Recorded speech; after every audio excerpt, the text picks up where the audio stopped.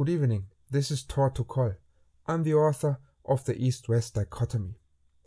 Tonight I would like to talk a little bit about the worth and value of a Chinese degree.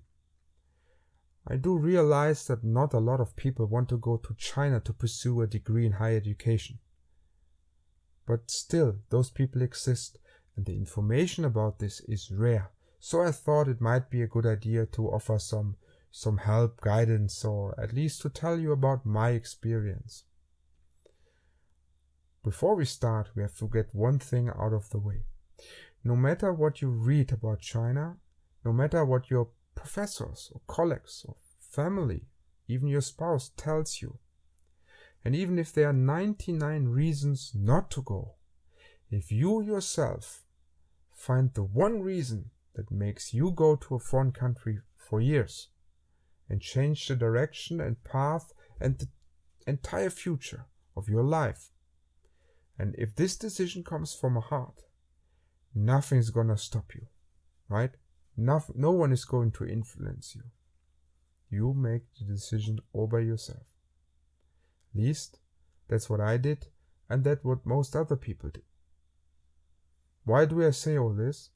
Well, it brings us straight to reason number one. You will be a pioneer. You will be a pathfinder. If you go to China, you will be one of a very selected few experts. The major you choose, the subject of study, the research thing, there will be very few people, Western people, who do the same thing, if any. So, well, you don't have to worry too much about competition, right? This is new land for you to explore and of your tribe, and you're the only one of your tribe being sent to do this. So, you can carry this as a badge of honor, or you can ask yourself why I'm doing this. There was no competition. Everyone else wants to leave China and I'm coming. So you have to figure this out yourself, how to see this little problem. Which brings us to the next. If you go to China for a degree, we are talking about 3 to 5 years. This is going to change the future path in almost every aspect you can imagine. I'm talking about your work will be most likely be associated to China in the future. The place of work will most likely be China or East Asia anyway. The friends you meet will be Chinese. You will even find your future spouse, which might be a Chinese as well, or someone related to China who's doing the same thing. So that also means you will gradually lose your contact with the West. How do you handle this cultural shock? Pursuing a degree in another state of the United States is nothing. The content will almost stay the same, but not if you switch country, not if you change the culture. Everything in China is different. The history, the experience, even the way they count the years and times. They have different calendars. They have different languages, different rules, grammars, way of thinking. They have different food, traditions, religions, you name it. Everything will be different. It's completely cultural shock. So be prepared for this. You must really like this. I know a lot of people who went to China first year and they had kind of a nervous breakdown, and they were shipped back to the States or the UK in that particular case. I remember very fondly. But anyway, this happens. A lot of people, they can't take it and they block and they don't want to study the Chinese language. So be prepared. You must be totally sure that you want to do this, because a degree in higher education like an MA or a PhD means like 3 to 5 years in China. So think carefully about this. Which brings us to the next point. You will be associated with China not only during the time period of your education, which by the way are the most, those are young years in your life. So They are important years for your development, and you will spend them in China. But even after you get the degree, assuming that you're getting this, of course, it's not clear, right? It will be difficult, but assuming you're getting the degree, your future career choices will all change according to this China experience. Be prepared to stay in East Asia for maybe 10, 20 years, and maybe you will not return. Think about your parents, think about your friends. You're bombing bridges, right? So let's be honest about this, because there are ways to keep in contact. Of course, the internet. They always say, oh, there are so many ways to keep in touch. But the mode of your life, the place of work, they might change. They will be in Asia.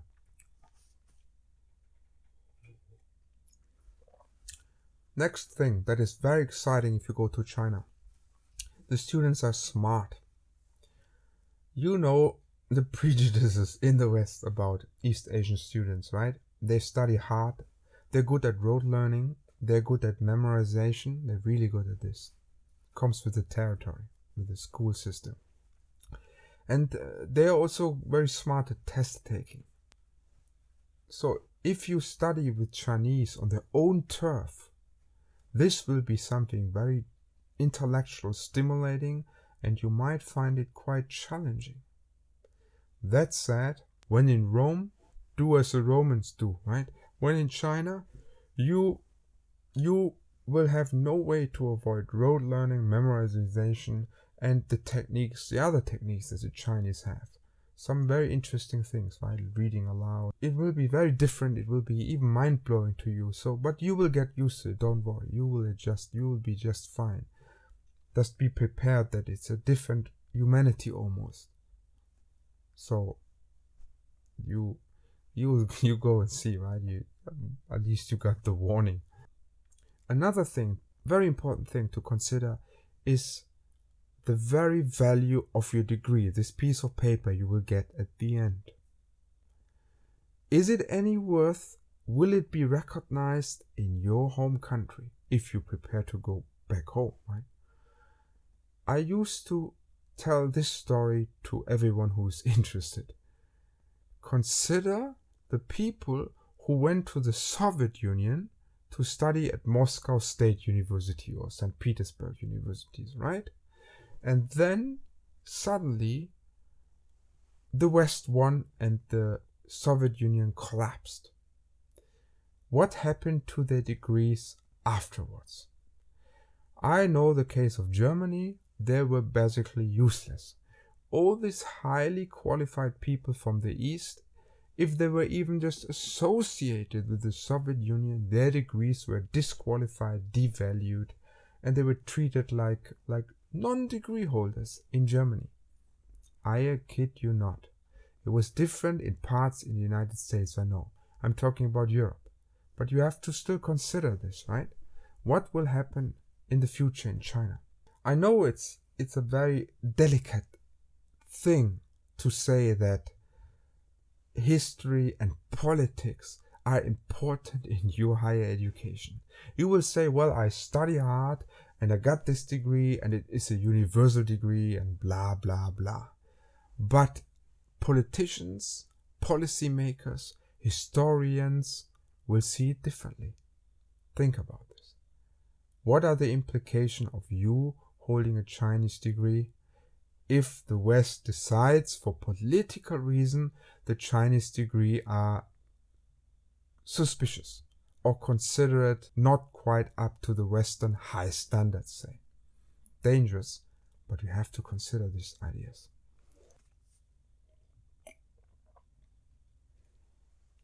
The next thing we must talk about are the financial incentives to go to China.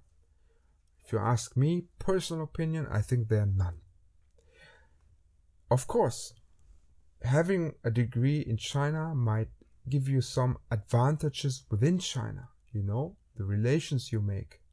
But believe it or not, the Chinese value foreign degrees more than they value their own degrees. It's a fact of life. Yes, there are always exemptions. Yes, it cannot be the rules and we shouldn't generalize, but still, there are stereotypes, right? Chinese with a foreign degree are valued more than Chinese with a Chinese degree in their own country. So if you as a Westerner get a Chinese degree, chances are that Western people will think it is substandard, it is not up to the Western standard, and Chinese will think, well, why do you lower yourself? You could have a Western degree like other Westerners. Why do you do this? This is a big problem. Most foreigners I met who studied for higher degrees in China are those foreigners who can afford it, who are well-to-do, who are, nothing against them, I love them, but they are rich brats, they are spoiled kids, diplomats kids, they come from wealthy families, so they would have studied very crazy subjects anyway, orchid subjects that are rare and beautiful in itself. They are not meant to make money in the future. They will make money anyway by means of their family history, by means of their access to the good jobs. So they're never worried really about, desperately getting a job. But if you go to China with a, wage earning degree in mind, like engineering or business or so, then you should really consider maybe there are better opportunities in the West, right? And of course, it is always advisable to get a Western degree and then come as an exchange student to China, because this is easy. It's the easiest thing you can imagine. And of course, it is very affordable, because if you have Western money coming to China, it's much better than being in China and struggling to getting money to go to the West, because there's simple scholarship systems like you used to have in America. The Chinese, they mostly rely on family, of course, to get an education, right? So this is just a fact of life, China, that your family pays for everything. To wrap things up, I guess, the main reason you should go to China is always a personal one, as opposed to a rational, reasonable, stable, safe way to do things. If you are an entrepreneurial spirit, if you are a pioneer, if you are an adventurer, if you are the Marco Polo, Christopher Columbus kind of person, if you want to do something special with your life, if you want to explore foreign culture, if you want to be the first, see new relations, if you have one of those personal reasons to go to China, then go. And please let me know, because welcome to the club, my friends.